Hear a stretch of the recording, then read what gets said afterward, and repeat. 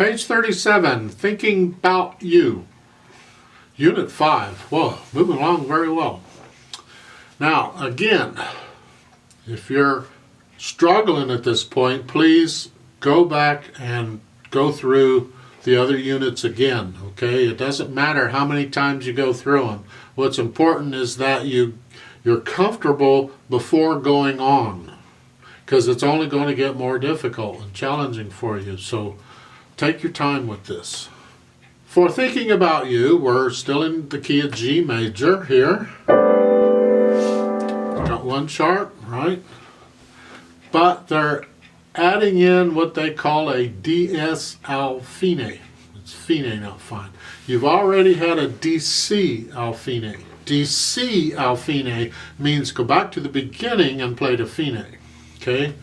DS Alfine means go back to a sign and go to fine. DS Alfine is Italian. I don't speak Italian, but I just associate it with DS goes to the sign, so DC must go to the beginning. That's how I remember which is which.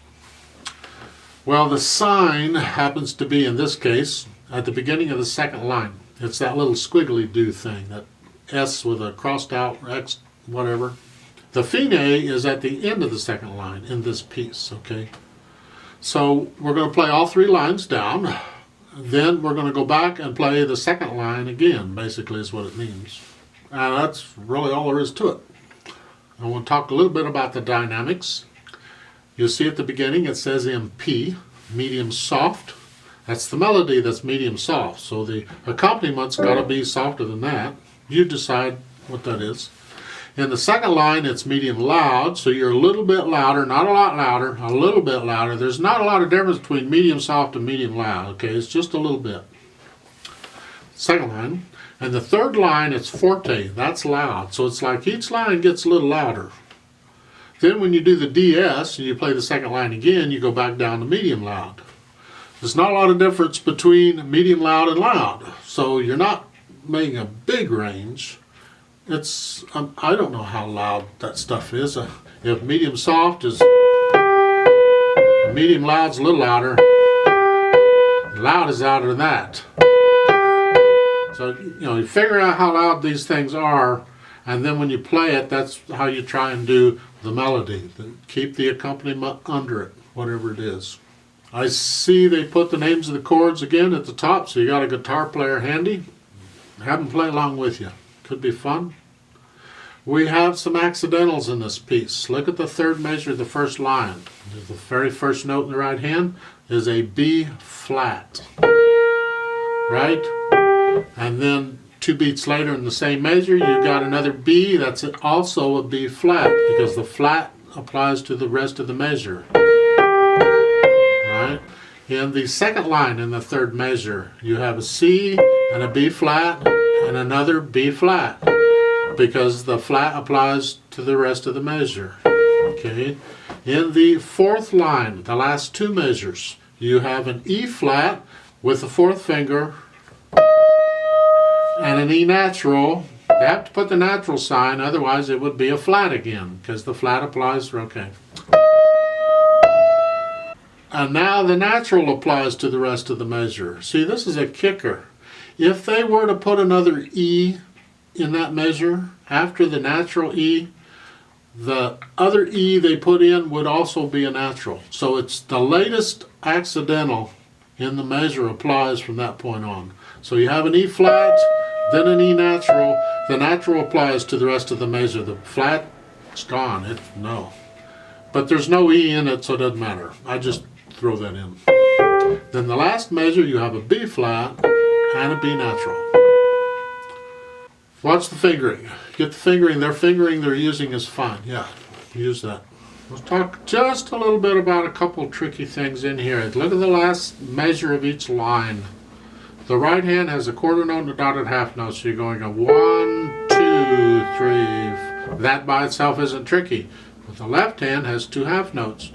1, 2, 3, 4. That by itself isn't tricky. Put them together. 1, 2, 3, 4. So they're not playing together on each one. You get it in other places too. The second measure, you're not together. It's 1, 2, 3. Well, look out for the fingering going from the second to the third line. So if I play the last measure of the second line, we're in G position. Now when I go to the third line, I need the fourth finger in the right hand to be on the D. Well, the fifth finger's on it. All I'm going to do is stretch out the hands and put the fourth finger on it. Okay, that's because we need the fifth finger for the E for the next measure. We're preparing for it. There's other ways of doing it, but this is how they've chosen to do it. That's fine. Do it that way. That last line sounds a little funky as far as listening to it. You got to trust the notes, so it's written. I assume they wrote what they meant to write in the last two measures. That just sounds weird. That right there is like, what? Because I got an E in one hand, I got an E flat in another. Now you'd think, well, the flat should apply to everything. Actually, in a weird sort of way, it does, except in this case, it doesn't.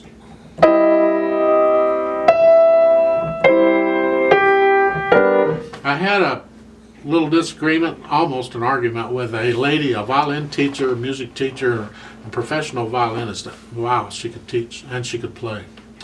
I used to sit next to her in the orchestra. We were in the second violin section in the first stand. She was the lead, and I'd sit in the second chair, and we were playing along. I used to tease her. I'd tease everybody, it doesn't matter. And we were talking about the accidentals, and I say, in the music, it had an accidental for one note, I forget what it was, and then in another octave, they had that same note, but no accidental. And I was playing it without I was playing a natural note. He says, no, that's not right. Those accidentals apply to the whole measure. And I said, well, for a piano player, they really need to put it in there if it's going to be in a different place. Doesn't matter, the rule applies, blah, blah, blah, blah, blah. And I said, fine, believe what you want.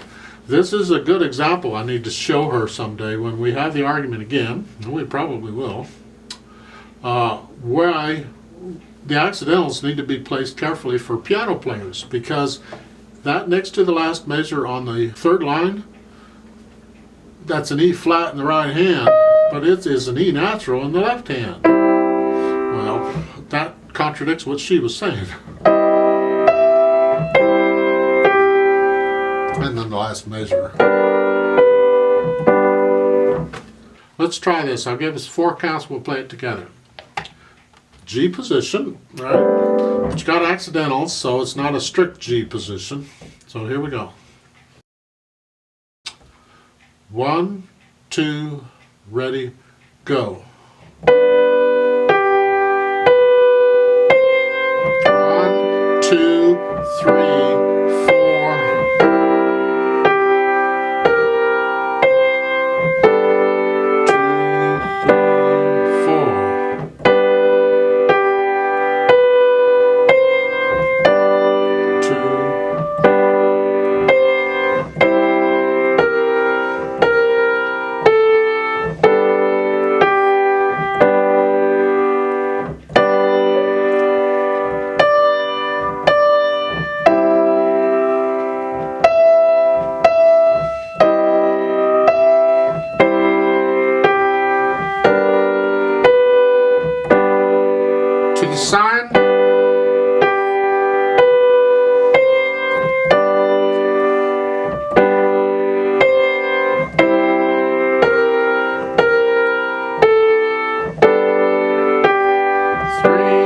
4 off.